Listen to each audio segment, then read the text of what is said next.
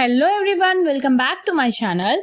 In today's video, we are going to study about a famous Greek writer, Aristotle, who was born in 384 BC in Stagira.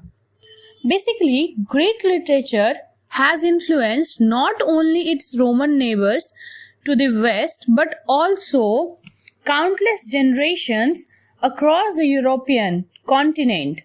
Greek writers are responsible for the introduction of such genres as poetry, tragedy, comedy, and Western philosophy to the world.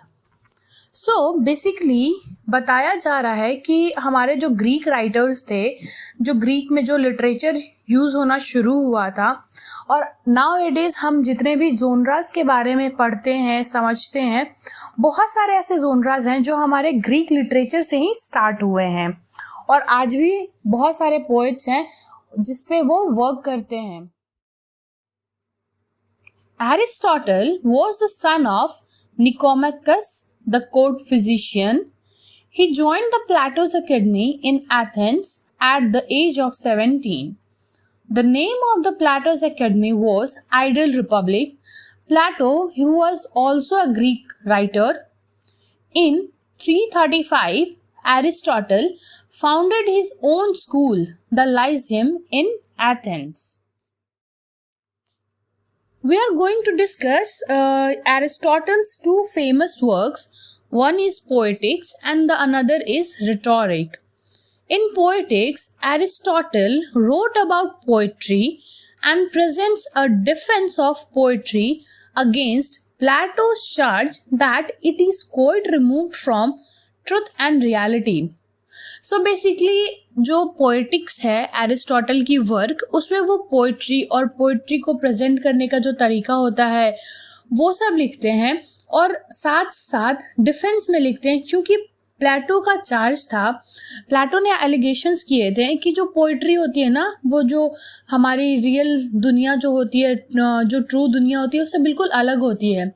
जैसा कि हम सब जानते हैं कि poetry थोड़ी बहुत fantasy होती है, हम बहुत सारी चीज़ें इमेजिन करके लिखते हैं. तो ये प्लेटो का चार्ज था जिसको डिफेंस करते हुए एरिस्टोटल ने पोएटिक्स लिखा था. Poetics is about the concept of aesthetic. Aesthetic is the branch of philosophy which deals with the concept of beauty and other artistic principles.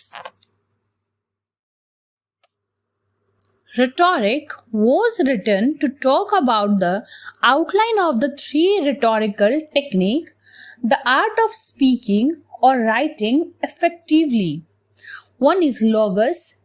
It is a pattern of reasoning. Pathos, it means psychology, and ethos, it means emotions. So Aristotle ने जो book rhetoric लिखी थी उसमें बहुत सारे ऐसे terms हैं जिसके बारे में उसने डिफाइन किया था कि हमारा जो वर्क्स होता है वो कैसा होना चाहिए, उसमें क्या क्या एलिमेंट्स होने चाहिए. Some of the more important terms explained by Aristotle relating tragedy in his Poetics. Hamartia. This means error in the downfall of the hero, and it happens due to matter of not knowing or missing something. Hamartia एक term है जो कि poetics में आता है, जिसका क्या मतलब होता है, ट्रेजेडी में, बहुत सारे ट्रेजेडी में भी आता है. One of the best example आप शेक्सपियर का ओथेलो ले सकते हो. ओथेलो जो वर्क है उससे आप जितने भी मैं अभी टर्म्स बताने वाली हूँ उसको कोरिलेट कर सकते हो. हमार्शिया तब आता है जब किसी जो हमारे प्रोटैगनिस्ट होते हैं उनका डाउनफॉल हो जाता है.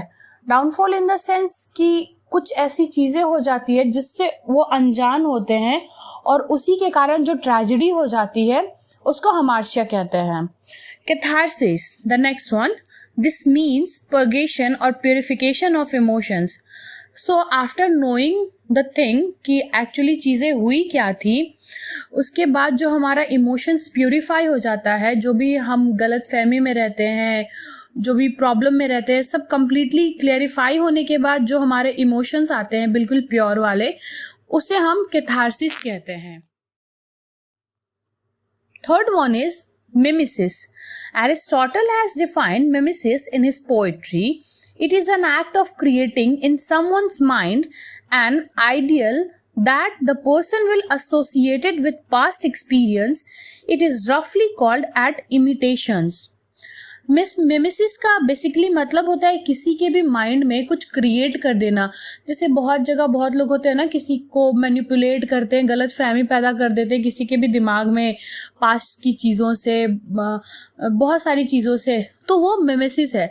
इसका भी आप एग्जाम्पल ले सकते हो ओथेलो से. इयागो ने जितनी भी गलत फहमियाँ पैदा की थी ओथेलो के माइंड में, जिसके कारण उसने बहुत सारी उल्टी सीधे चीज़ें की थी, उसी के कारण ट्रेजेडी हुई थी जिसमें सब मारे गए थे. The fourth one is anagnorisis. This word translate as recognisation और discovery in tragedy. It describes the moment where the hero passes from ignorance to knowledge. So finally इसमें होता क्या है, जब हीरो को सारी चीज़ों के बारे में पता चलता है, वो रिकॉग्नाइज करता है ट्रेजेडी के बारे में कि आखिर जो भी चीज़ें चल रही थी उस कब मैंने किस चीज़ के वजह से अपने माइंड में गलत चीज़ें सोच ली, गलत फहमी पैदा हो गई थी. तो ये सब उन चीज़ों को रिलेट करता है. The next one is peripecia. It is a reversal either from good to bad or bad to good. ये एक रिवर्सल होता है. हम भी बहुत सारी स्टोरी में, ट्रेजेडी में देखते हैं कि बहुत कुछ लोग होते हैं जो बहुत अच्छे होते हैं, बट किसी एक रीज़न से वो बिल्कुल बैड में कन्वर्ट हो जाते हैं. और कुछ लोग शुरू में बहुत बुरे होते हैं एंड सडन उनका जो माइंड प्यूरिफाई होता है, कुछ चीज़ें ऐसी होती है जिससे वो फाइनली गुड में कन्वर्ट हो जाते हैं. Next one is Decis. It is the tying all the actions in a tragedy leading up to the climax. Finally, जब क्लाइमेक्स का टाइम आता है ट्रेजेडी में, तब ये टर्म डेसिस यूज करते हैं हम लोग. डिन्योमेंट मीन्स प्लॉट रिविलेशन. फाइनली जो प्लॉट का रिविलेशन होता है कि आखिर किसने क्या क्या किया था, जो सारी चीज़ें रिवील होती है लास्ट में जाके, आखिर में क्लाइमेक्स के बाद. तो ये वही. Now come to the next one. Aristotle also reveals 6 types of tragedy. It means कि एरिस्टोटल के अकॉर्डिंग ट्रेजेडी में बहुत सारे एलिमेंट्स ज़रूरी है. जैसे मैंने पहले भी बताया आपको, लॉगस, पैथोस, एथोस. देन अब ये 6 चीज़ें हैं. जो फर्स्टली है प्लॉट. प्लॉट बहुत इंपॉर्टेंट चीज़ होती है. अगर कुछ भी प्ले है, प्रोज है, ट्रेजेडी है, ड्रामा है, तो plot is the basic thing which we need. Then character, thought, diction, melody, spectacle. So according to Aristotle, बहुत सारी ऐसी चीज़ें होती हैं जो कि किसी भी प्ले में, ट्रेजेडी में बहुत ज़रूरी होती है. सबसे ज़्यादा इम्पॉर्टेंट एरिस्टोटल ने प्लॉट को दिया है, क्योंकि अगर प्लॉट ही नहीं होगा तो आप किस बेसिस पे कुछ भी चीज़ें करोगे. तो सबसे इम्पॉर्टेंट होता है plot.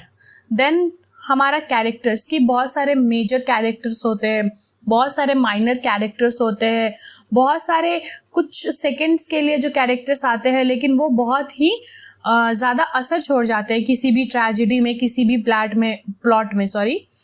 And thought is the one of the most important thing कि अगर किसी प्लॉट में किसी ट्रेजेडी में 6 से 7 लोग हैं, तो हर किसी का थॉट तो एक जैसा नहीं हो सकता.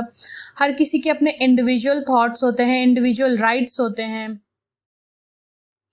डिक्शन, जो वो भी एक इम्पॉर्टेंट टर्म है अकॉर्डिंग टू एरिस्टोटल, क्योंकि डिक्शन में क्या होता है ना, जो हमारे शब्द होते हैं, जो भी हम वर्ड्स, फ्रेजेस यूज़ करते हैं, बहुत ही ऐसा सोच समझ के यूज़ करते हैं, या फिर हर एक कैरेक्टर्स के लिए इंडिविजुअली जो थॉट्स बनाए जाते हैं, जो लाइंस लिखे जाते हैं, वो सब डिक्शन में ही इंक्लूड होता है. मेलोडी, बहुत सारे में राग, मेलोडी में तो राग ही होता है. देन स्पेक्टिकल आता है, जो फाइनली जो विजन स्ट्राइक करता है, हर चीज़ को क्लियरिफाई करता है. तो ये भी एक टर्म है. So that's it for this video lecture. Thank you everyone. Keep watching.